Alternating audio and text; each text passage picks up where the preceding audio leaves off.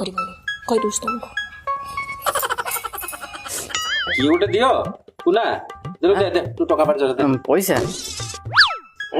ବାପା ପୋଡ଼ା ହୁଅନ୍ତୁ କି ପୋତା ହୁଅନ୍ତୁ ସେଥିରେ ତମର କଣ ଯାଉଛି ଗଲା ତମେ କିଛି ସେଥିରେ ମୁଣ୍ଡ ପୁରାନି ହେଲା।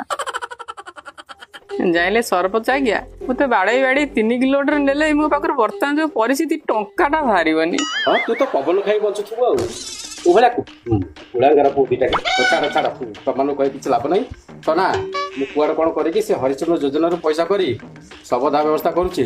ତମମାନେ ସବୁ କାଲି ପଞ୍ଚାୟତ ନିଶାକୁ ଆସ।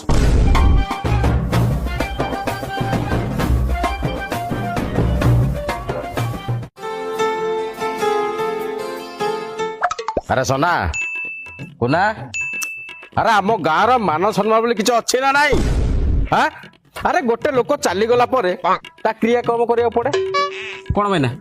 କଥା ତ ସେଇଆ ସରପଞ୍ଚ ଏ ବାପ ମଲା ବେଳକୁ ତ ତାଙ୍କ ପୋଡ଼ି ପାରିଲେ ଆଉ ତମେ ଆଉ ତାକୁ ସୁଧି କ୍ରିୟାରେ କେମିତି କଣ ହବ ତାକୁ ପଚାରୁଛ? ଆରେ ସନା କୁନା ୟା ପରେ କଣ କେମିତି କରିବ ବୋଲି ଭାବିଛ କୁହ? ଆଉ ମୁଁ ଆଉ କେମିତି ଜାଣିଲି କେମିତି କଣ ହବ? ଆଉ ମୁଁ କଣ ଏକୁଟିଆ ପୁଅ ନା କଣ? ଆଉ ସମ୍ପତ୍ତି ନେଲା ବେଳକୁ କଣ କହୁଛି ଆଉ ବାପା କର୍ମ କଲା ବେଳକୁ କାଇଁ ଫାଟୁଛି? ଆଉ ପଛରେ ଦମ ଅଛି ତୁ ତୋର କରୁନୁ।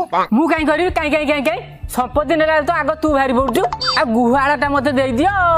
ଦେଖନ୍ତୁ ସରପଞ୍ଚ ବାବୁ ସମ୍ପତ୍ତିଟା ଭଲ ସେ ବାଣ୍ଟ ନହେଲେ ମୁଁ ସୁଧି କିଛି କରିପାରିବିନି। ଗୁହାଳଟା ଆଗ ବାଣ୍ଟ ନା କଣ କହୁଛ? ହଁ ଇଏ ଯାହା କହନ୍ତି ସବୁବେଳେ ଠିକ ହିଁ କୁହନ୍ତି। ତମାନଙ୍କୁ ଭଲ ଲାଜ ଟିକେ ଅଛି ରେ ରେ ବାପ ମରିଛି ରେ ତମେ ଟିକେ ବେଳିକିଆ ଖାଇବ ନା ଶଳା ଜାଗା ବାଡି ବାଣ୍ଟିବ? ଯଦି ଶୁଦ୍ଧ କ୍ରିୟା ନ ହବ ଆମ ଗାଁ ଲୋକମାନଙ୍କର ସମ୍ମାନ ଯିବ। ଗାଁ ଲୋକମାନେ ମୁଣ୍ଡ ଟେକିକି ଦେଖିପାରିବେ ତ? ହଁ କଥା ତ ସେଇଆ। ଦେଖା ସିଧା ଓଡିଶା ଆଜି ତା ପୁଅ କଲା କାଲି ସକାଳେ ମୋ ପୁଅ କରିବ। ମୋ ପୁଅ କଲେ ମୁଁ କଣ ଭୂତ ବୋଲିବି ନା? ଭାଇ କଣ କହିଲେ ସରପଞ୍ଚ ତମେ ଆର ଗୋଟେ କର ନିଶାବ କର ନା ଭାଇ ମାନେ ମୋ କଥାରେ କଣ ଯଦି ତମ ମାନେ ବାପର ଶୁଦ୍ଧ କ୍ରିୟା ନ କରୁଛ ତାହେଲେ ତମକୁ ନିଆଁ ପାଣି ସମ୍ପୂର୍ଣ୍ଣ ଭାବରେ ବନ୍ଦ କରି ଦିଆଯିବ। ଖାଲି କଣ ନିଆଁ ପାଣି ତମ ବିଲକୁ ପାଣି ସହିତ ଟପା ଆମେ ଛାଡିବୁ। ତମକୁ ଗାଁ ମନ୍ଦିରରେ ପୁରେଇ ଦିଆଯିବ ନାହିଁ। ତମ ଦୁଆରେ ଠାକୁର ଭୋଗ ଖାଇବେନି। ତମକୁ ଗାଁ ରାସ୍ତାରେ ଚଲେଇ ଦେବୁନି। ଜାଗା ଏବେ ବଣ୍ଟାମଟି ହେଇନି ଗାଁ ଲୋକ ବିଗିଡି ଗଲେ ଅସୁବିଧା ହେଇଯିବ। ତମେ ସାନକୁ କୁହ ସିଏ ଅଧା ପଇସା ଦବ ଆମେ ସୁଧକ୍ରିୟାଟା କରିଦବା।